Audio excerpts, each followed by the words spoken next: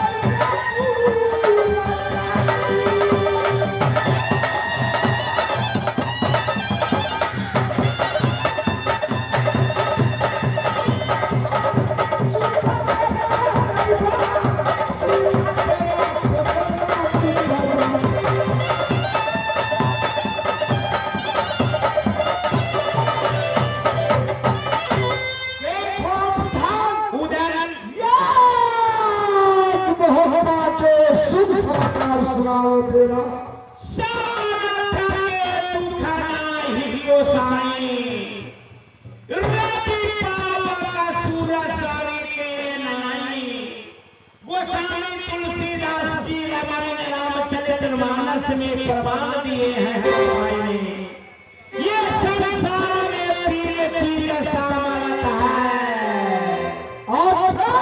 रवि माने सूर्य के प्रकाश, उसमें कोई प्रकार की दोष नहीं है, ये सामर्थ पुरुष है।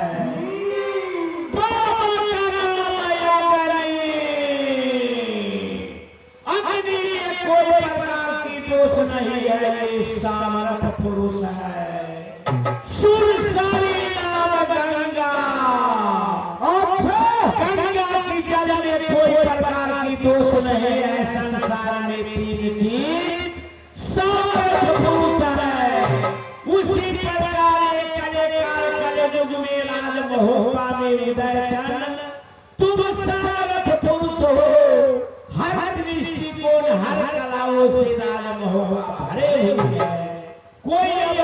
नहीं पड़ता है। सही कहा प्रधान। मैं जिस दिनों से माँ दुर्गा की पुजारी बना, यह भगवती देगा पाया, भाई सहोदरी अमर पाया, सोने सुवर्ण की मोहरा पाया, उन दिनों से दुर्गा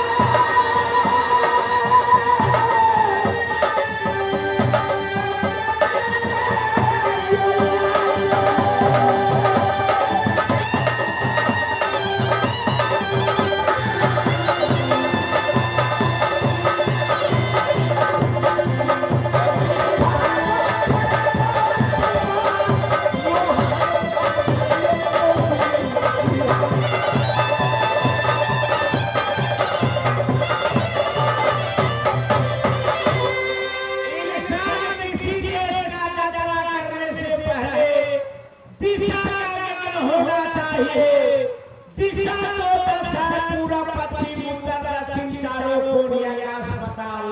मानव आज दिशा में यात्रा करते हैं, दिन कौन पड़ता है, हमें अपने घर से किस ओर जाना है, कान सन्मुख पड़ता है या पीठ के ओर पड़ता है या दाएं ओर पड़ता है या बाएं ओर, किधर पड़ता है, चंद्रमा किस राशि पर चल रही है, सूर्य किस राशि पर चल रहा है, पृथ्वी किस रेखा को पार करके किस रेखा की ओर जा रहा है, सारे ज्ञान होना चाहिए।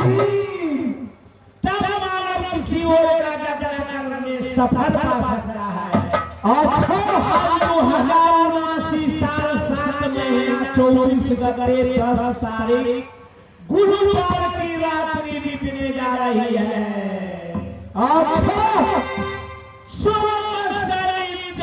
पूरा बना चालो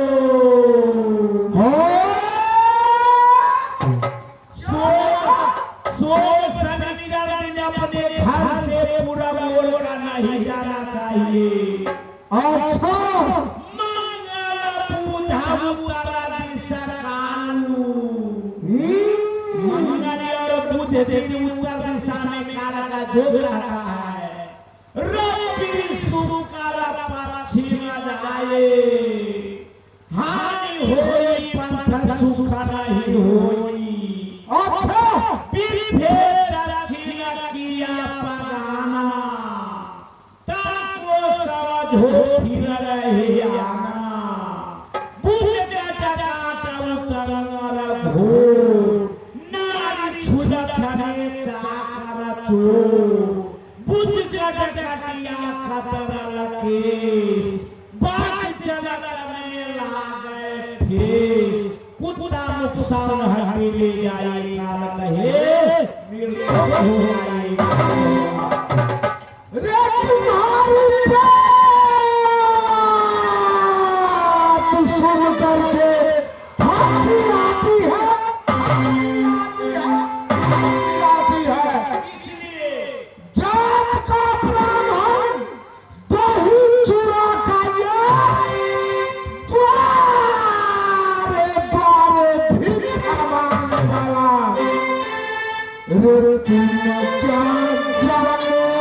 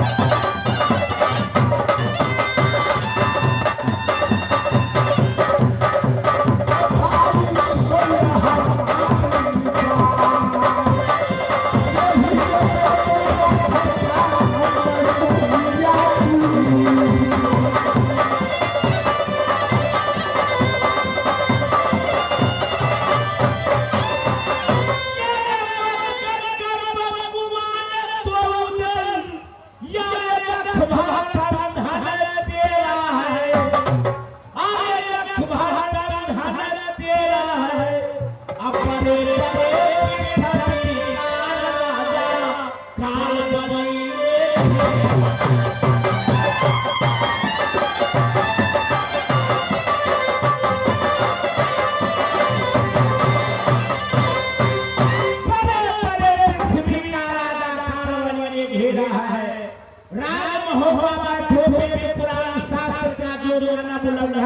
संसार में चलते हैं, सुख का जीवन में कभी सांस नहीं लेते हैं। आदम होगा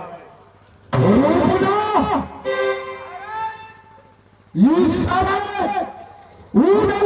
दरबार में उपस्थित है। तू में भूल करो और बाई से कहो जुरुदल महाराज तुमको याद किए हैं। बाई जी याद जी मैं एक नीत काला सुनूंगा, उसके बाद राज और काज में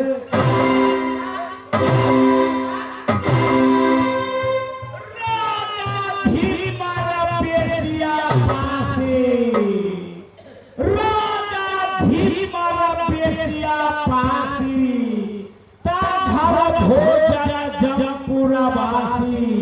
राजा का काम नहीं है अपने कपड़ा पर बेसिया रखना चाहिए, इंसान के लिए बेसिया माना है।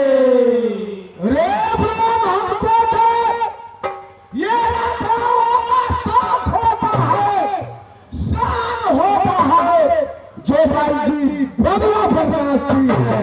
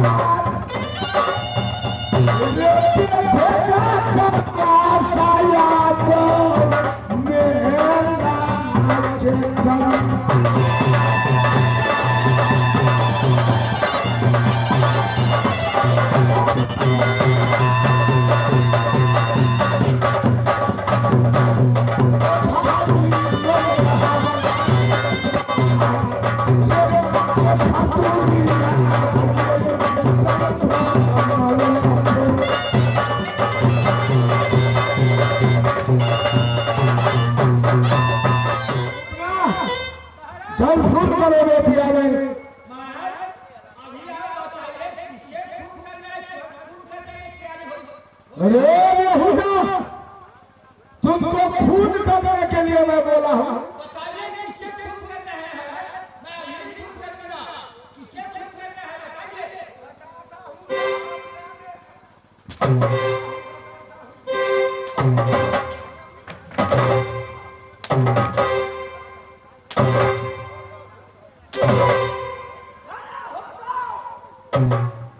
तुमको खून करने के लिए बोला हूँ। रेहा से मोबाइल ले लो और टेलीफोन करो। तो आपको ऐसे कहना चाहिए कि तुम यहाँ से टेलीफोन करो। आप कहें रुकना, यहाँ से फोन करो। मैंने समझा कि आप आ रहे थे कहीं बस्ती से, कहीं हो सकता है किसी के साथ झंझट हो गया है, इसलिए हमारे महाराज को टेलीफोन करने के लिए। अरे रेहुदा या उदल सिंह को हमें किससे झंझट हो सकता है? पखरिया हुआ, पफेसर हुआ, मंगलपुर हुआ, महेंद्र नगर हुआ, इटालिक बस्ती है।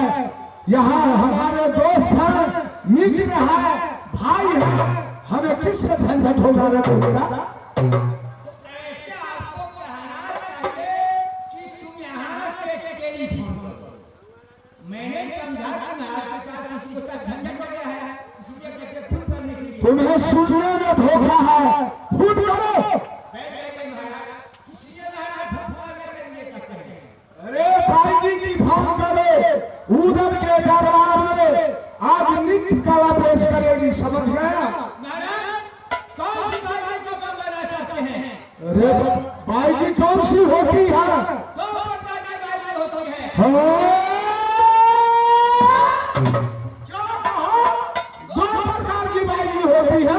जी हाँ अरे कौन कौन प्रकार की बाई होती है? महाराज, एक बुलबुला बाई होती है और एक चुपचुपा बाई। अच्छा, एक बोलबोला और एक चुपचुपा। जी हाँ रे बोलबोला नाम किसका है और चुपचुपा नाम किसको है? महाराज, चुपचुपा नाम उन्हें है जो आती है और कैसे जगाती दर्शकों की तरफ चुपचाप घुमा लेती है, मुंह सजीदा की तरफ, और चुपचाप से दुनिया झाड़ना शुरू कर देती है। खिड़की में बोले। मैं इन्हें चुपचुपा बाई भी कहता हूँ। अच्छा, बुलबुला बाई भी आती है, अपने मुखारों से गाना गा करके दर्शकों लोगों को रिझाती है। मैं उन्हें बुलबुला बाई भी कहता हूँ। अच्छा, जो मुख से गाना गाती है उसको बुलबुला बाई जी कहते हो। जी हाँ अरे मुख से जो गाना गाती है उसको जमाना गाना। अभी कलयुग है, जो चुप चुपे बाई जी के ज्यादा भोलू है। अगर चुप चुपा बाई जी पार्टी में नहीं रहेगी तो खाने में भी मुश्किल होगा, समझ गया। महाराज, इसलिए उधर के दरबार में चुप चुपे बाई जी के याद करो। अभी चुपचुपे बाई भी कहा है महाराज। हाँ भाई, महाराज, बुलबुला बाई भी जब से चले गई तब से दुकान बंद हो गई है। सही कहा। चलो चल फोन करो। बैठ जाइए महाराज।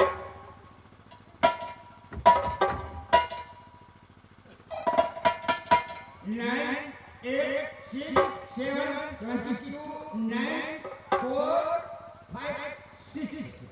हेलो हेलो, बेहुली में घंटे का उठाते थे जो चल जाओ।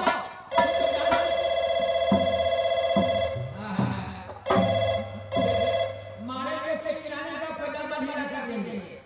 मैं दे रहा हूँ घंटे घंटे को चल जाओ। हेलो, क्या कही? मैं कहाँ से बोल रहा हूँ? अरे Allahabad, Bhagalpur, Kanpur, Lucknow, Muzaffarpur, Sitamarhi, Bhikiya road, Janakpur road, Janakpur Kathmandu road, साहेब एक मंगलपुर गांव, मैं 3 नंबर वार्ड से बोल रहा हूँ। क्या कही? बेहुली, तुम बराबर पैसे की टक्कर में रखती हो। तुम जितना पैसा लोगी आज उतना पैसा देंगे। तुम 10,000 आने की कष्ट करेगी। क्या कही? आ रही हूँ। मैं कहने दीजिए, मीठू दीजिए, वैसे आ रही है।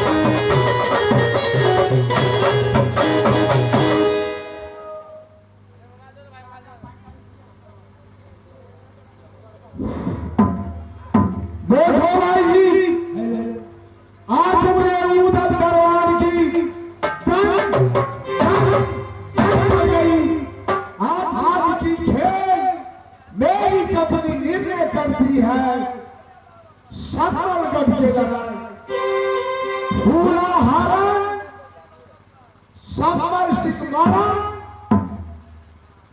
और इंतजार को फांसी।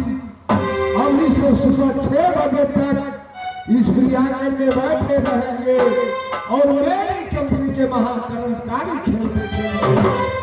जय देश, जय मधेश, जय मधेश, जय नेपाल।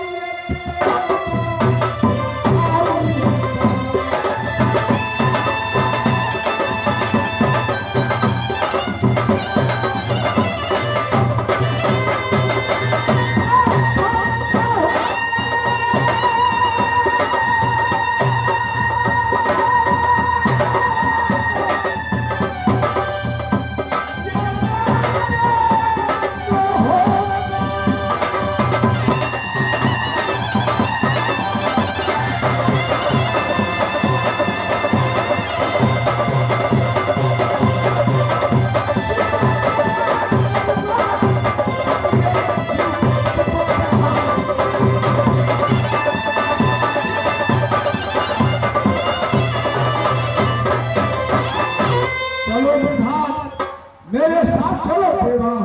बिल्कुल तैयार है, चले बंगले पर बैठिए। तैयार है, तैयार है। हो चलो